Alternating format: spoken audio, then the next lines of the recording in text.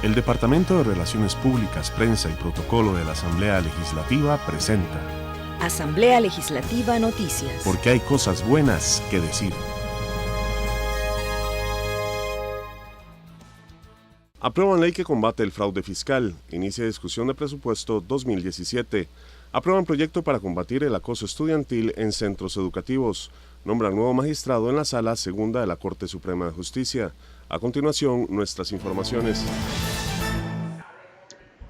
Luego de una larga negociación, el plenario legislativo decidió por mayoría que las reglas de control del fraude fiscal en el país deben cambiar. La nueva legislación reforma el Código de Normas y Procedimientos Tributarios con el fin de fortalecer los mecanismos de control y acción de la administración tributaria, como por ejemplo la creación del registro centralizado de accionistas resguardado por el Banco Central de Costa Rica, la obligatoriedad que tendrá toda persona física con actividad económica de tener un dispositivo electrónico para aceptar el pago con tarjeta, crea multas económicas ante la evasión y un juez definirá el proceder del embargo preventivo, entre otras medidas. El diputado oficialista Marco Redondo dijo que el proyecto que se aprobó es del agrado del Poder Ejecutivo. Genera una inmensa asimetría. ¿Por qué? Porque resulta ser de que en su gran parte los más pequeños son los que terminan pagando porque son los que menos tienen para poder generar la elusión, que es uno de los grandes problemas, porque para poder eludir se necesita quien le genere las recomendaciones y quien pueda establecer todos esos registros que al final garanticen un menor pago, y eso que está prácticamente al acceso de los grandes capitales y no del empresariado más pequeño ni del mediano. Entonces, con este proyecto creemos que no solamente vamos a darle músculo a la administración tributaria, sino que también estamos dando un paso muy importante en la justicia tributaria. El libertario Otto Guevara votó en contra de la iniciativa de ley. Aseguró que rescata las medidas cautelares que propone el proyecto, pero el resto de las normativas las califica de perjudiciales para la ciudadanía. A ver, señorías, ¿por qué es que se presenta este proyecto por parte de la administración? El argumento es: se requiere mejorar las herramientas de la administración tributaria para cobrar los impuestos que hoy están vigentes en Costa Rica. Porque tenemos un serio desequilibrio en las finanzas públicas, señalan. En relación con el desequilibrio en las finanzas públicas, les doy toda la razón. Hoy el gobierno gasta mucho más de lo que le ingresa. Pero debemos abrir un espacio para reflexionar sobre ese tema, sobre ese desequilibrio en las finanzas públicas. ¿Qué lo ha ocasionado? ¿Cómo podemos resolverlo sin darle herramientas a la administración tributaria para que abuse de los contribuyentes? ¿Hay otra manera de buscar poner orden en las finanzas públicas? Y la respuesta es un rotundo sí. Hay muchas otras maneras antes que considerar siquiera la posibilidad de darle herramientas adicionales a la administración tributaria. Con el fin de no perjudicar a los empresarios nacionales e internacionales, la legislación contempla el establecimiento de normas de seguridad necesarias para garantizar el resguardo de la información que aportan. Con la exposición del ministro de Hacienda, Helio Fallas, la Comisión de Asuntos Hacendarios arrancó la discusión del presupuesto gubernamental para el ejercicio económico del año 2017. Este plan asciende a 8,9 billones de colones y contempla un incremento del 12% con respecto al que se ejecuta en el presente año. El primero es justamente el servicio de la deuda. Por primera vez en muchos años vamos a hablar de un presupuesto en donde el gran disparador del mismo es el servicio de la deuda, por dos razones. Es grande en cuanto a volumen y además crece muy aceleradamente. Este año, contrario a los años previos, pensiones y salarios no tienen un crecimiento desbordado. Y esto genera, digamos, una característica muy sui generis en el plan de gastos. En segundo lugar, el tema de la educación sigue siendo también uno de los principales motores del incremento presupuestario. Este año recibimos el doble impacto en materia de educación. En primer lugar, fiel a la Constitución política que establece que no se puede presupuestar menos en educación de lo que se dio el año previo como porcentaje del PIB. Adicionalmente, la reestimación del PIB que hace el Banco Central también elevó el incremento a nivel de educación. La estimación que teníamos a junio indicaba que el presupuesto de educación crecería algo cercano a los 192.000 millones. Bueno, el efecto final, después de ajustar por el nuevo PIB, es alcanzar más o menos 223.000 millones. Bueno, ahí tenemos, digamos, un efecto también importantísimo que explica parte de este nuevo gasto. En tercer lugar, existe una serie de obligaciones legales que han surgido a lo largo del último año. Tales casos, ustedes lo ven ahí, del Código Procesal Laboral, el Procesal Civil, la Ley de Transferencia de Competencia a Municipalidades, y un caso especial que tenemos también es el del PANI. Será, creo que en junio, julio de este año, recibimos un voto de la Sala Primera que exige al Ministerio de Hacienda presupuestar el 7% del impuesto de renta. En la Unidad Social Cristiana muestran preocupación por el incremento proyectado, ya que es superior a la inflación registrada durante el último año. Nos preocupa, por ejemplo, que casi el 1.8% es lo que se está invirtiendo, está utilizando para inversiones, y apenas lo que es relativamente muy poco, ¿verdad? Y un alto porcentaje siempre en el gasto público común y corriente. Entonces, vamos a empezar a analizar el presupuesto como tal el día. Ante este panorama, las fracciones opositoras anuncian que aplicarán recortes. Muy general, el abuelo pájaro, le puedo señalar que el FES, que es el Fondo Especial de la Educación Superior, que para este año fueron, en el presupuesto hay 440.000 millones que se están ejecutando, se le está aumentando en 38.000 millones de colones. Este es un incremento de casi el 9% comparado con la inflación del 3%. Entonces ahí hay un área donde, digamos, un espacio para poder recortar. Luego está la transferencia, casi 90.000 millones que se le está haciendo al Patronato Nacional de la Infancia, cuando esta institución autónoma no tiene capacidad para ejecutar esa cantidad de dinero. Lo que hay que hacer es revisar el histórico de ejecución y todo aquello que se salga de ese patrón histórico, entonces recortarlo para redirigirlo hacia seguridad ciudadana, por ejemplo, hacia abonar a la deuda.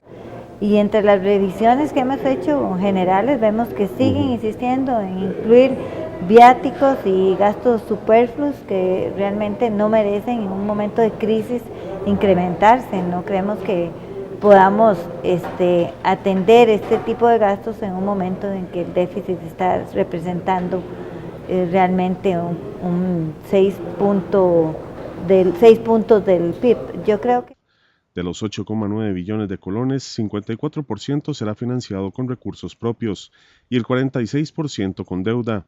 Víctor Morales afirmó que el plan de gastos incluye el financiamiento de nuevas obras, sin embargo, está muy amarrado con gastos fijos y pago de la deuda. El presupuesto, si hubiera que calificarlo de alguna manera, enviado por el Poder Ejecutivo, yo diría es un presupuesto responsable. Es un presupuesto que permite atender los temas sustantivos como son salud, educación, infraestructura, seguridad, y por otro lado, atender la deuda, que prácticamente es el 50% de la producción nacional, y viene a representar casi un tercio del presupuesto presentado, y luego viene a atender las obligaciones que ya de por sí nos da la ley para efectos, digamos, de obligaciones ya establecidas. En el Frente Amplio aseguran que pondrán riguroso cuidado en los recortes destinados a salud, financiamiento del ICODER y fortalecimiento de la agricultura. Estamos haciendo un estudio exhaustivo, nos interesa ver fundamentalmente, por ejemplo, si se están garantizando el 8% del PIB para la educación, lo estamos revisando. Nos interesa ver cómo está el tema de los recursos para el Ministerio de Agricultura para fortalecer el mercado interno, sobre todo para el pequeño y mediano productor agropecuario. Si está fortaleciéndose realmente, enviando realmente recursos para eso. Por supuesto que nos interesa ver todo lo que tenga que ver con transferencias, por ejemplo, para Incofer, que se esté asegurando realmente el funcionamiento de Incofer. En fin, que el tema de salud, ¿verdad? Salud, educación y agro estén debidamente garantizados. La comisión recibirá durante septiembre y octubre a los jerarcas de las instituciones inmersas en el presupuesto y posteriormente emitirá el o los dictámenes que sustentarán la discusión en el plenario legislativo durante todo el mes de noviembre. Constitucionalmente se establece el primer debate a más tardar para el 27 de noviembre y el segundo para el 29 del mismo mes. Un proyecto de ley que trata de prevenir y erradicar el acoso estudiantil o bullying en los centros educativos fue aprobado por la Comisión con Potestad Legislativa Plena Primera. Esta ley tiene como objeto establecer una política pública que prevenga, erradique y sancione el acoso estudiantil, con el fin de que los niños, los adolescentes y las personas jóvenes matriculados en un centro educativo, sea público o privado, puedan exigir a las autoridades que los protegen de cualquier acción u omisión que vulnere sus derechos en el ámbito de la convivencia estudiantil.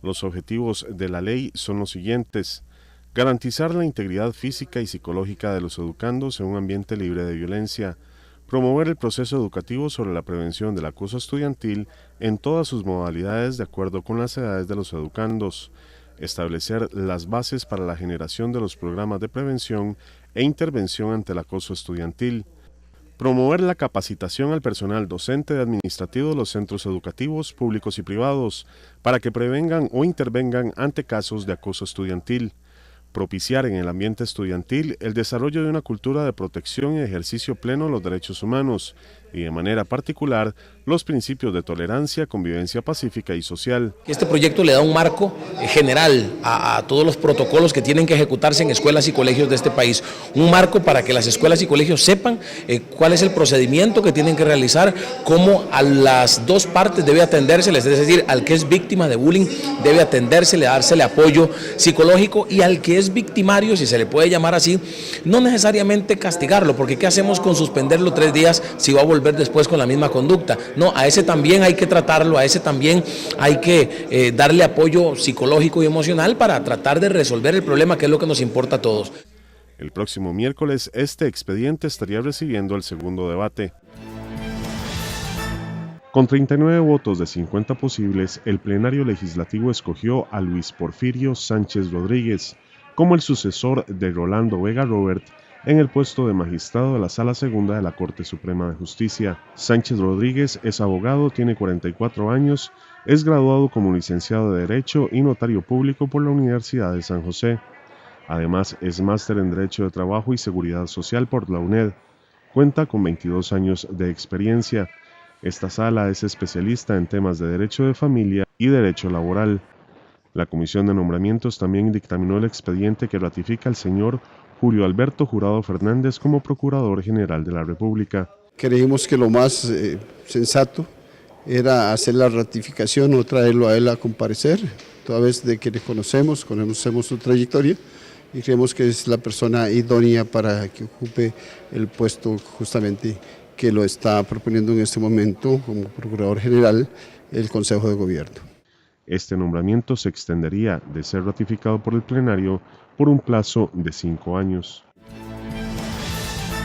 La defensora de los habitantes, Montserrat Solano Carboni, compareció ante la Comisión de Derechos Humanos para referirse al proyecto de ley marco para prevenir, eliminar y sancionar toda forma de discriminación y racismo en el país, sobre el cual pidió hacer algunos cambios.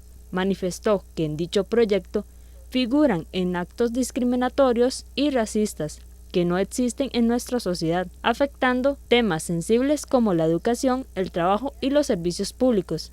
Dice el Comité contra la Discriminación Racial que no existe una sociedad aséptica a la discriminación.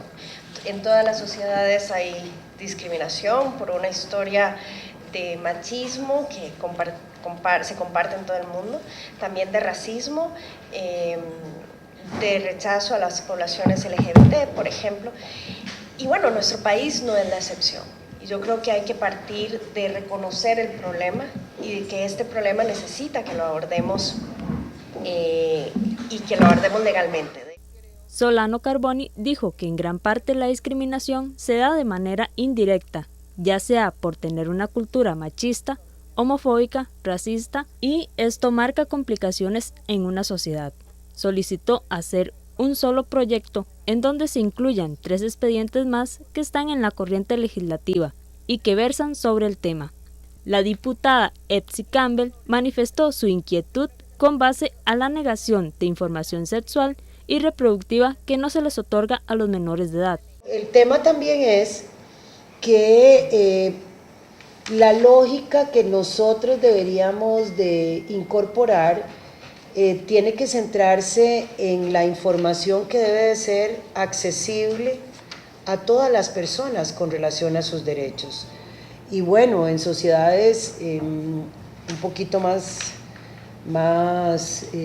que han avanzado un poquito más en materia de derechos, no tenemos las tristes discusiones que tenemos aquí en términos de la información que deben de tener los niños, las niñas, los jóvenes, las y los adolescentes con relación a la educación sexual y la información reproductiva. El proyecto continúa su discusión en la comisión, esperando más criterios de especialistas en el tema. El Departamento de Relaciones Públicas, Prensa y Protocolo de la Asamblea Legislativa presentó Asamblea Legislativa Noticias. Porque hay cosas buenas que decir. Si tiene alguna consulta sobre el Congreso, puede visitar el portal legislativo www.asamblea.go.cr. Además, puede seguir las transmisiones del plenario en dicha web a las 2:45 de la tarde de lunes a jueves. En Facebook somos asamblea.legislativa.Costa Rica y en Twitter nos encuentra en @asambleacr. En YouTube somos Parlamento CR.